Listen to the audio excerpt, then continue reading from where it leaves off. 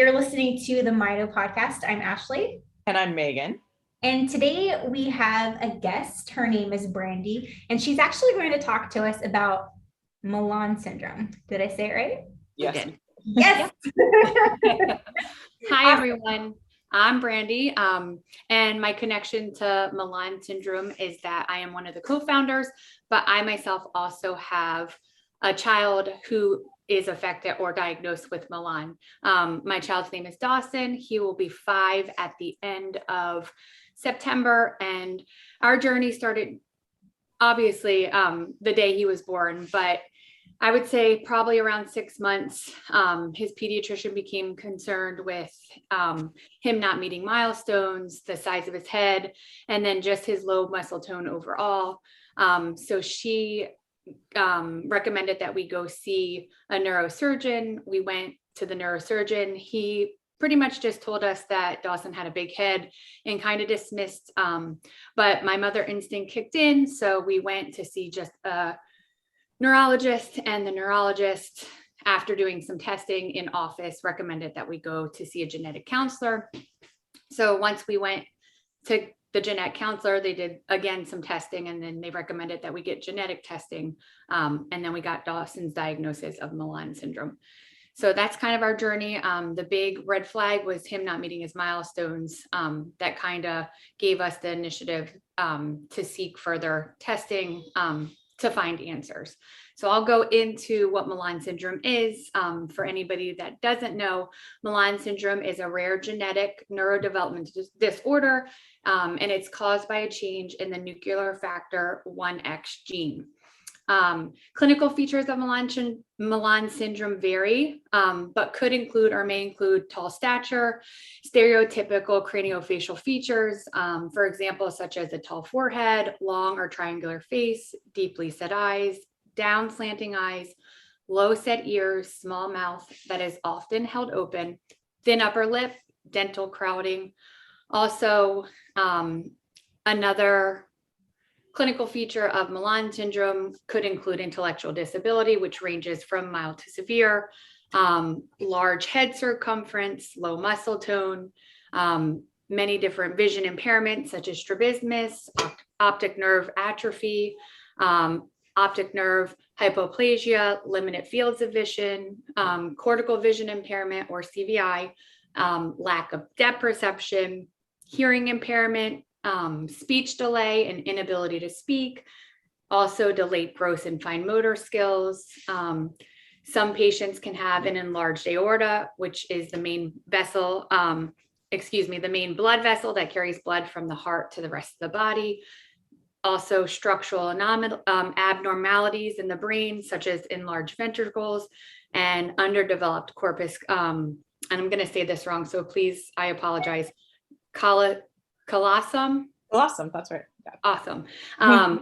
Also, Chiari malformation, which is brain tissue it's when the brain tissue protrudes into the spinal canal. Seizures or EEG abnormalities, skeletal anomalies such as advanced bone age, scoliosis, sternum malformations, also joint hypermobility, autistic-like traits, and behavioral challenges such as anxiety or mood swings. So I just gave you a lot of information about what Malan syndrome is, but I wanted to make sure I included that just so for people who are listening, if they don't know what it is, they kind of have a little bit of a better picture. It's interesting actually hearing you reading it off, because I'm sure a lot of our listeners are going to be like, wait, aren't you talking about Mito? Because I would say probably 98% of everything that you read off is also a sign of Mito.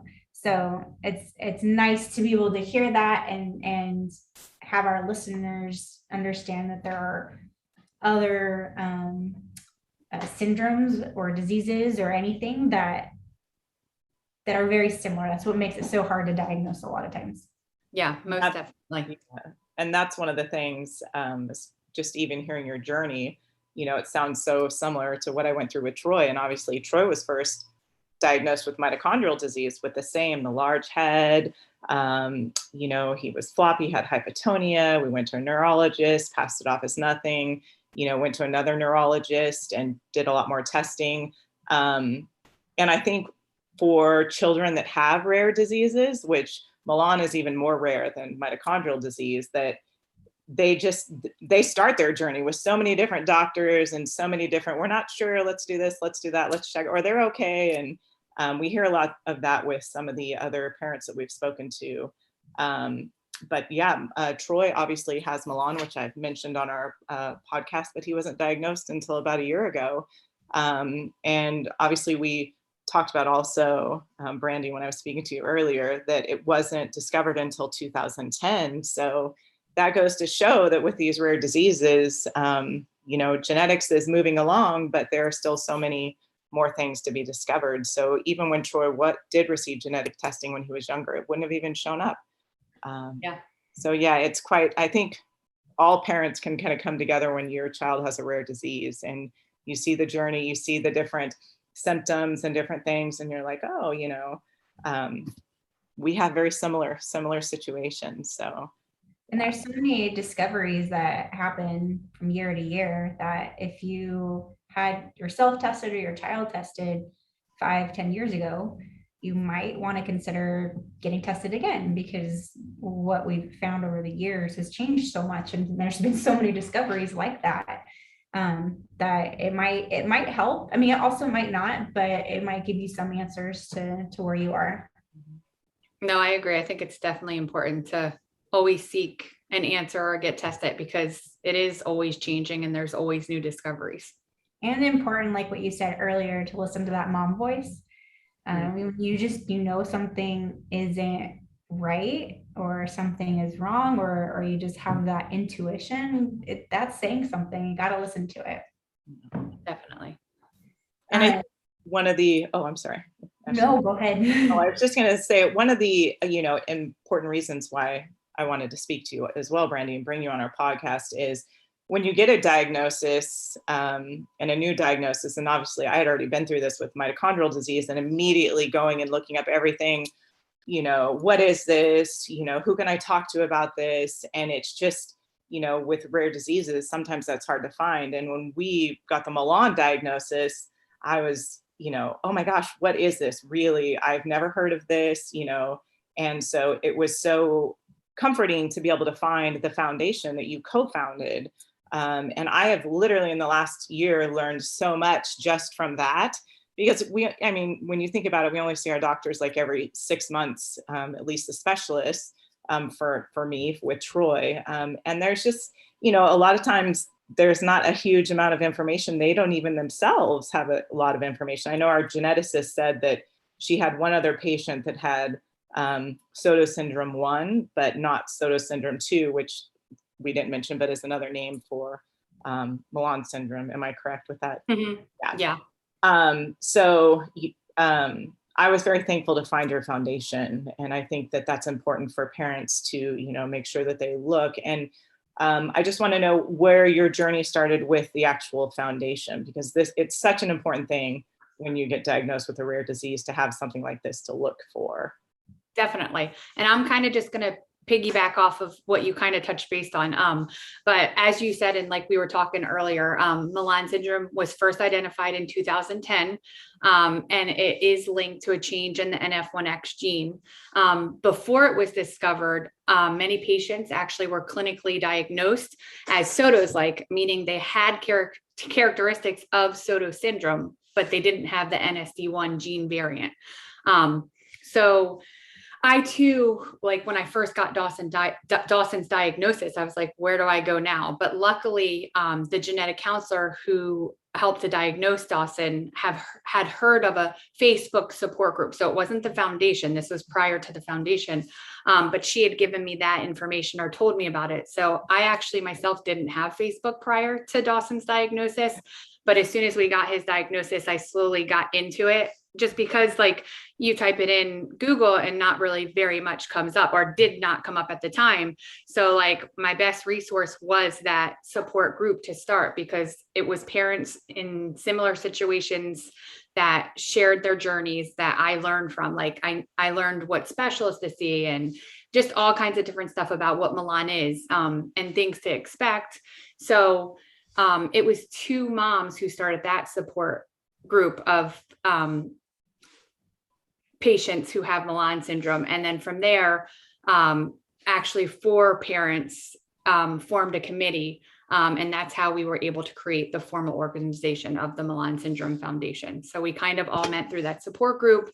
And we just wanted to provide more for families, just because we knew what it was like to be a family who had a child, or in some cases, an adult with Malan syndrome. So we wanted to be that resource and that support so that when people got their diagnosis, they could go to a place like the foundation's website or the foundation's page and just get the information that they needed. And just the connection or the feeling of not being alone. We wanted to provide that to families just because us as parents knew exactly what other parents would need and what they were going through. Yeah, that's one of the reasons why Ashley and I started this podcast, was just so parents have, a source of information, but also somewhere to listen to other people's stories. And I know that a lot of parents would probably consider starting a foundation. So do you know the specifics? I mean, I have no idea. We, Ashley and I and another few mothers, we do a Mito. It's not necessarily a foundation. Oh my gosh, why am I forgetting the name of it? The Mito Research Fund. And we put on a big 5K that raises money for Mito research, and stuff like that's super important. But a foundation, I wouldn't even know where to begin with something like that. So the first thing that we had to do, and actually in December of 2018, we registered as a nonprofit corporation in the state of New Jersey. And then after filling out paperwork in September of 2019, we became a 501c3 tax exempt nonprofit organization. So that just allowed us to reach out to the community more, and things like that. It just came with more advantages than just being registered as a nonprofit. That tax exempt status really allowed us to fundraise and things like that to help build our community and make it stronger. So with sorry, I'm trying to think of what I know and trying to compare it so that's easy for me to explain or understand. So through the Mito Research Fund, we're attached to a school, and that's what made us, that's how it was easy for us to become a nonprofit. But you guys aren't, right? You're your own entity. Yes, we're our own. So basically we had to fill out paperwork, submit it to the IRS, and they had to approve us and make sure that the foundation was legit, and bylaws were in place, and all kinds of really, I don't even know what to say, but just lots of different information that we needed to provide to the state of New Jersey so that they could verify that we met the qualifications to become tax exempt or to have that status for the nonprofit. So whenever you say you have to fill out paperwork or talk to the IRS, it automatically sounds super complicated. Is it really? Or is it just you have some paperwork you have to fill out and it's a fairly easy process? To be honest, I wasn't too involved in that portion of it. My other co-founders were, but I do know that it was hours and hours of paperwork and information that needed to be provided. So I do know it wasn't just a simple task. It definitely was hard work and lots of information that needed to be proved so that they could, or so that we could get that tax exempt status. And I don't know if you already mentioned this. When did the foundation actually start? So that is a good question. I believe that we started in 2018. So it took a little while to get that tax exempt status. It's not something that happened quickly because you have to submit it. And then at times they can send it back and question certain aspects of it. And then you'll have to resubmit it, but it definitely is a drawn out process. So it's not something that happens too quickly. So it's really only been a couple of years, which really makes your foundation super impressive, because as a parent who came and looked for everything, you have everything from parent webinars that have doctors and specialists that I've been a part of and seen at least, I want to say 3. I know you have more. I didn't get to see all of them. But you also have partners in all sorts of other countries that you're working with, doctors from other countries. And gosh, what was it? You have parent education webinars was what I was just talking about, the family conference, which actually I was going to ask you a little bit more about that. I know with COVID and everything, things have kind of been put on hold or difficult to arrange, but what goes into a Malan family conference? What do you guys Well, it's scheduling doctors or guest speakers to present during the duration of the conference. It's making sure that we have a space available that's big enough to accommodate our numbers. Also a space that has rooms that we could set up for different kind of like breakouts. Yes, thank you. I'm thinking webinars, but it wouldn't be a webinar just because that's on my brain. But yeah, like little breakout rooms where they could offer different informational sessions depending on what parents or families are interested in learning more about. We also had to consider childcare because a lot of families were bringing their children and then also siblings, but we know that our children are medically complex. So we also were looking into a nursing staff coming in just so that if anything did happen, we'd have somebody who is trained medically to be able to deal with a situation. I'm trying to think of other things. Definitely guest speakers, definitely a hotel or some kind of space that could accommodate or house our families, and then also space available for people to do breakout sessions just to learn more. And then food, like being able to organize like food. I know we were trying to accommodate some families with some of the funds that we had, just because for some it's harder to travel than others. So just a whole bunch goes into sponsors. I know sponsors was a big thing to have at the time of, and we did have one set out actually in New Jersey, but it did get postponed because of COVID. And we are looking into having one in 2022, I think between May and June. Don't quote me on the May and June, but I know 2022. So we're in the beginning stages of looking into different hotels and things that could accommodate our needs so that we can bring everybody together. That's gonna be a really busy time for you, Megan. Yeah, that's when we do our Mito stuff too. Okay. That's okay. Honestly, this year is, I know you're the Mito Foundation. I'm going to keep getting these mixed up. The Malan Foundation did the 5K as well. You did a virtual 5K. Yeah. First one. Was it your first one this year, I think? Yep, it was our first one. Yep. Yeah. So that's exciting because that's kind of what we do. So yeah, next year I'm definitely going to dedicate my time to Malan because I feel with Troy's new diagnosis, and we've been doing Mito for a really long time. I'm going to do both, of course, but I really want to put forth some effort with the Malan 5K as well. So I'll be reaching out to you guys to see if you need help with that when that comes around again. That would be great. Yeah. Do you usually do you reach out for like volunteers for help on any of your events?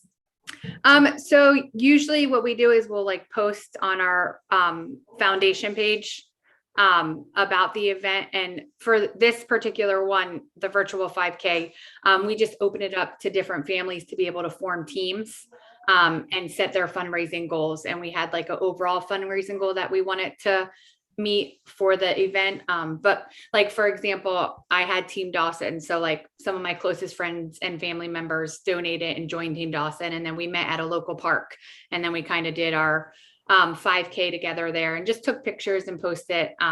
So I think a lot of other families in the community did the same thing. They kind of just created their own team and then set up a location where close friends and family could join. And then anybody who didn't feel comfortable joining in person or who couldn't join, they could actually do their walk, run, roll anytime between August 2nd and September 19th, I think. I'm terrible at dates. I apologize. But they could do it anytime between that window, and then they could share it to that person's. Like, for example, if my grandmother did the event, but not actually in person with me, she could post herself walking and then share it to my foundation, or my Facebook page, and then I could share it to the foundation. Right. Awesome. So we were super impressed and in all of our community with that event, because it really was very successful. Yeah, definitely. And fun. Good. Yeah, and then one of the last things I wanted to talk about with is that the research grant programs. So that's another impressive thing to me with the Malan Foundation only being around a couple of years, is that you literally have set up research grants and you're funding research grants. And I thought that was super impressive because we're a part of the UMDF, which is the United Mitochondrial Disease Foundation, and they're huge and have been around for quite some time. And, you know, we see all their research grant proposals at the symposium that they put on. And I was very impressed that you guys are actually reaching out and doing that as well, and funding grants as well for research. So that's pretty amazing. Thank you. Yeah, I'm gonna give Crystal a little shout out here because she's our science guru. So I mean, she is really amazing and has been all over the research aspect of our foundation.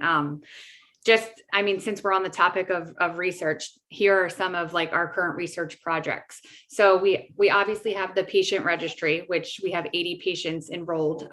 Just want to say it, since we're talking about it, it's super, super important that if you have a child or an adult in your family diagnosed with Malan syndrome, to make sure that you get their information into the patient registry, because it's so important for research. We're starting a repository, which is going to make patient cell lines available to researchers around the world. Also, we have 3 ongoing clinical studies, one on epilepsy, and Malan syndrome, one looking at communication in Malan syndrome, one looking at neurobehavior, such as sensory processing, life skills and behavior, cognition, and Malan syndrome. And then also this year, we funded 2 additional research projects to advance our understanding of the gene associated with Malan syndrome and develop a potential therapeutic strategy. So those are just all the exciting research events that are happening and taking place within our community. And it's very hopeful to hear that, because as with Mito and Malan, there's no cure at the moment, and you know, not necessarily treatments in the sense of, I don't want to say medicine, but obviously there's behavioral therapy and there's, you know, different therapies and things like that. But it's very similar with Mito. We just have supplements that our kids can take, but there's definitely not a cure. So it's always hopeful to know that there's research going into this to get doctors involved and researchers to hopefully find more information, you know? Yeah. So, I mean, and definitely just to provide a better quality of life, you know what I mean? exactly. Yeah, definitely. Thank you so much for joining us today. Is there anything else that you wanted to add, or anything that we maybe forgot to ask? The only other thing is just there's lots of resources and parent support events. So I just want to kind of touch base on those. So anybody listening might be interested. But we do have a professional guide that's available through our website, and that's malansyndrome.org. The guide provides anyone who would like to learn more about Malan syndrome with what it is, community members, family members, friends. Also, if you attend a medical conference or rare disease event, you can hand the guides out to help raise awareness. It is available to print on our website. We also have a YouTube channel that you can subscribe to. If you are able to register with our Family Connect, you can view webinars. We've had quite a few webinars available to our families. We also have something called WhatsApp. It's a parents only group. Every month we have parent social happy hours. We also have a conference and special events Facebook page. So you can find information on our socials and things like that through this Facebook page.